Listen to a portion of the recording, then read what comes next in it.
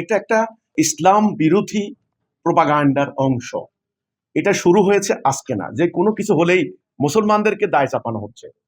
এটা আপনার যখন ক্রুসেড হলো মধ্যযুগে, আপনারা জানেন জেরুজালেম আক্রমণ করলো পুরো ইউরোপিয়ানরা একত্রিত হয়ে, ওখান থেকে তারা শুরু করেছে পুরো ইউরোপিয়ানদেরকে ইসলামের বিরুদ্ধে তারা ঐক্যবদ্ধ করেছে। রাসূলের বিরুদ্ধে অনেক বই লিখেছে, হাজার হাজার।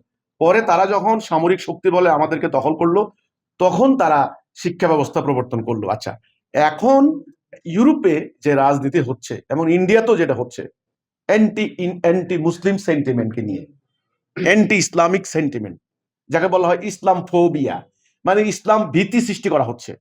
এই জেহাদের কথা, কিতালের কথা, এগুলি বললে মানে মুসলমান সন্ত্রাসী, মুসলমান জঙ্গি, মুসলমান উগ্র। এই যে কাজটা হচ্ছে, আপনি যেটা প্রশ্ন করলেন, এটা হলো আমরা বলেছি সুদূর প্রসারী পরিকল্পনার অংশ।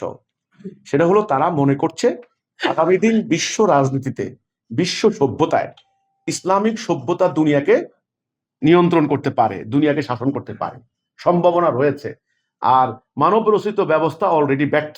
গণতন্ত্রের নামে যে বড়ি ওরা খাওয়াইছে, ওটা কিন্তু এখন আর খাচ্ছে না মানুষ, এটা ব্যর্থ, ওরাই মানে না।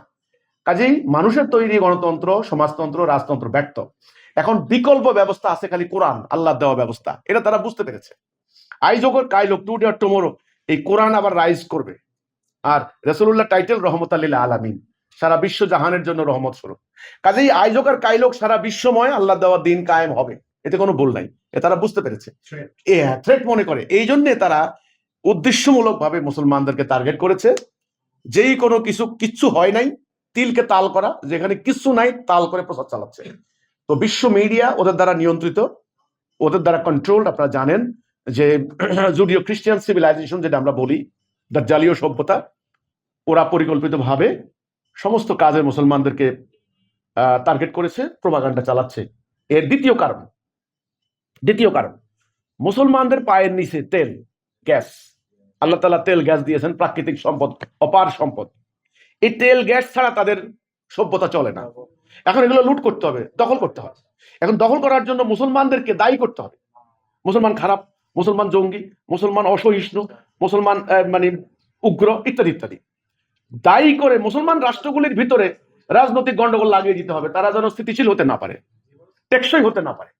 এইবার ঋণগ্রস্ত হবে, এইবার দরিদ্র হবে, এবার তাদের কাছে যাবে ঋণের জন্য।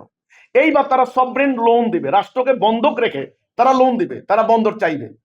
তো এগুলি ভাই আমাদের সম্পদ লুট করার, আমাদেরকে শাসন করার, শোষণ করার একটা তরিকা, একটা প্রক্রিয়া।